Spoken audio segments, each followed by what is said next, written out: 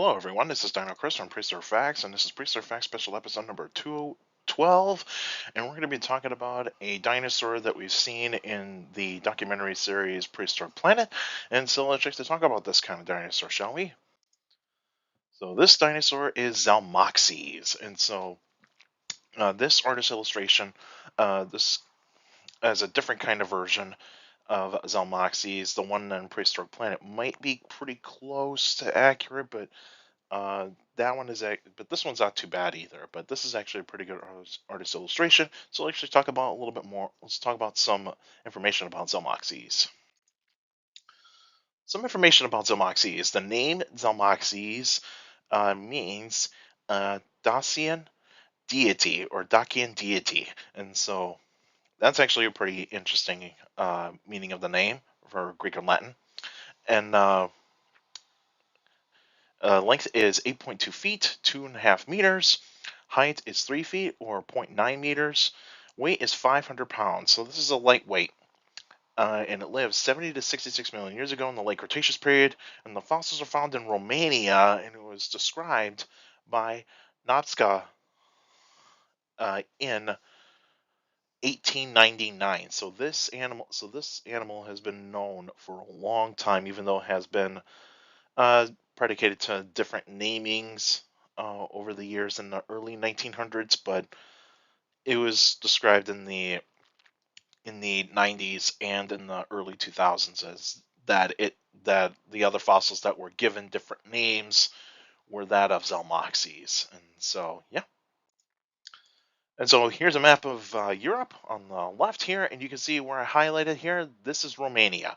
So that's this like pinkish orange uh, country right here that is in Eastern Europe.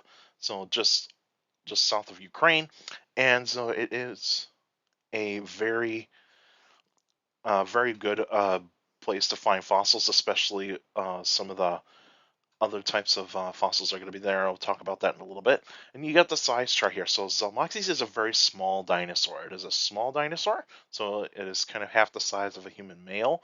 And then you can see here, this is from Scott Hartman here, and you can see is the holotype of Zalmoxes on the top here. So pretty nearly complete. So nearly complete, and it is a pretty uh, well done skeleton right here, and you can see what the possible whole skeleton look like. But it is a pretty good specimen here. The holotype specimen is a really neat specimen. Some more information about Zalmoxes. It is part of the Ornithopoda family. So this is like, say, like Iguanodon, Hypsilophodon, those types of dinosaurs, and it is part of the Rhabdodontidae family. So these are like smaller uh, dinosaurs, plant-eating dinosaurs, but they have a common ancestor to, say, like a larger uh, version of an ornithopoda, so kind of similar to iguanodon.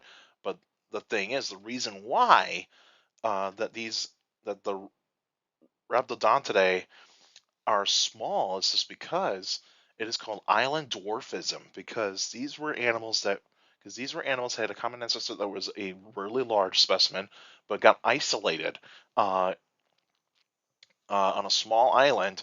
And if you're a big animal and there's not that much food around, you need to decrease your size. You need to get smaller and smaller.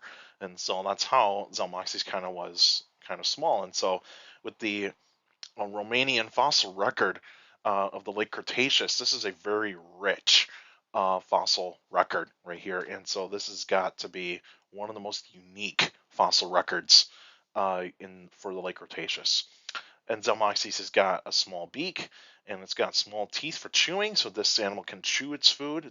And this animal doesn't have any armor, so no spikes, no claws, no like bony scutes, or even like, say, like uh, like a thumb.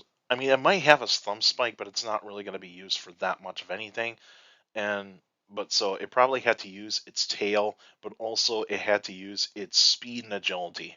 Now, this animal might be a little bit slower than what you think. This animal's not going to be running like, say, like over 50 miles an hour or anything like that. This is an animal that will probably be more likely to have speeds of pretty close to 20 miles an hour. So this is not too bad. And also it's a herbivore, so this animal eats plants. The environment that Zalmoxes lived in would have been warm and subtropical. It would have been scattered islands, and Romania was a small island back then in the late Cretaceous period. And there would have been plenty of trees, ferns, cycads, and flowers. There was no grass, and there would have been rivers, small lakes, and of course the Tethys Sea. The Tethys Sea is the legendary prehistoric sea that has a pretty interesting fossil record, especially mostly in the Sahara Desert. And so, yeah, that's where you actually see a lot of like rich, like say, marine fossils and all that sorts of stuff. But the Tethys Sea was around during that time, and it kind of was like in between Africa, Europe, and even parts of Asia. And of course, other types of animals that were around: insects, amphibians, reptiles, mammals, birds, or avian dinosaurs. Pterosaurs, there would have been large pterosaurs at that point in time, and of course, other types of dinosaurs as well. Now, with Zalmoxes, that it's a herbivore, there would be predators. And so in Prehistoric Planet, we see it kind of like drifting on some mulch and also kind of wandering around uh, the island and where it lived in and all that sorts of stuff. And so if it was rafting with like a bunch of vegetation that it used for like a raft, the sea creatures like the mosasaurs would be predators. But I'm talking about the islands. I'm talking about the island predators. And so you would have a raptorial dinosaur in Balar that would have been around at that point in time. Balar would have been it's more of a small raptor-like dinosaur. Not a fully complete specimen has been found yet, and so this animal probably would have been a main predator of Zalmoxes. But of course, the bigger predators were pterosaurs. Pterosaurs were the ones that were the top predators on those islands, like Hatzegopteryx and even Urez Draco. And so these pterosaurs are kind of they're related to Quetzalcoatlus. And so these pterosaurs, especially Hatzegopteryx would have a wingspan of over 35 feet. That is pretty large. And Urez Draco, I believe that wingspan of that pterosaur is between 25 and 30 feet. And so these are pretty large pterosaurs. And so they would have been very tall. Hatzegopteryx would be nearly as tall as a giraffe. And yeah, these things were monsters. They were huge.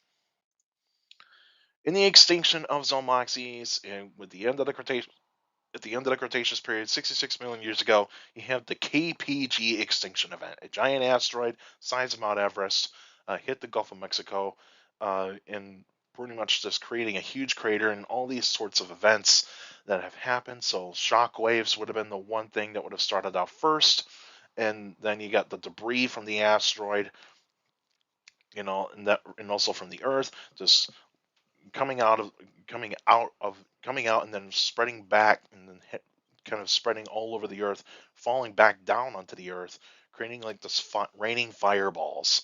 And so that's pretty much how this happens. And then of course you got earthquakes and tsunamis. Tsunamis would have been the biggest reason why that Zalmoxes went extinct. But it's mostly due to the KPG extinction event. And so this was a devastating extinction event. And I'll talk about this extinction event in a um, extinction profile that'll probably coming out probably more likely in December. So stay tuned for that when I talk about the KPG extinction event.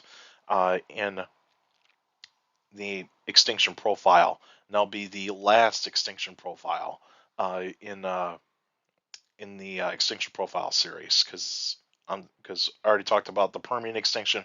So this coming month in September, I'll be talking about the Triassic extinction. So stay tuned for that one.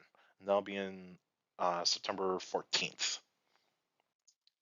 And so here is the map of the world here around the KPG extinction. KT is no longer useful, so this is kind of an old map, an old term right here. But where I have this red circle here, that's where Romania is, and so that's that small, tiny island. That's where you're going to see where Zalmoxes lived. And you can see Europe is a bunch of scattered islands in the Tethys Sea. And so, yeah, this was a very, very big event right here. And you can see this little dot right here, the Chicxulub impact. That's where the asteroid hit, and so causing all this, uh, you can say chaos, so to speak, but mainly this whole slew of events. And so the next episode will be on September 7th, 2023, and that'll be a Q&A episode. So if you got any questions about dinosaurs or another prehistoric life, feel free to email me at dinochrist71@gmail.com, or go on my Facebook page, Prehistoric Facts with Dino Chris. Like the page, you actually post your questions in the comment section. Please put them in the comment sections. I'll put them on Messenger. Messengers for private conversations. So please put your questions in the comment section. And for you YouTubers out there, like the video, subscribe to the channel according to my analytics. A lot of you guys are checking out my channel and not subscribed yet, so please feel free to hit that like button, because the more likes, the better. That's how the YouTube algorithm works now. Is the more likes the video gets, the more likely it gets spread out to anybody that is interested in dinosaurs, other prehistoric life, paleontology, geology in general. So that way, we can get some more people to watch these videos, and that way, and also hit that subscribe button. And if you're in that, so please do that, and also hit that and also hit that notification bell. And if you're getting problems of not getting notifications, please unsubscribe, resubscribe, and hit that bell again, so that way you can get notifications, uh, weekly notifications of every video that comes out. So please do that if you're having problems. So please do that. And so yeah, hit that bell so that we can get notified weekly of every video that comes out weekly, because I do weekly videos. And all of you, and also for YouTubers out there, feel free to leave your questions in the comment section, because I do read them all. Your questions do mean a lot. All of you that are sending me questions via email, Facebook, and YouTube, you guys are awesome for giving me some really great questions for the Q&A episodes. And so keep up the great work. Your questions do mean a lot. And also make sure you keep your questions short to the point. You can also follow me on Instagram at dino.chris.pf. I post pretty cool stuff on there, and on Threads it's the same thing at dino.chris.pf. I post pretty cool stuff on there as well. Also, take care of the people around you, and also for you younger people out there, to make sure listening, your parents, your teachers, and your guardians, it's the best motivation you can have for a good education. It's very important to have good education. With a good education, you get a good job in the future. And all of you that are, and I'm pretty sure many of you that are checking out my channel, that are in school, and hopefully you are listening to your teachers and you're learning some great stuff, because that's the most important thing, is that you are getting a really good education. That's it for now, and I'll see you guys next time.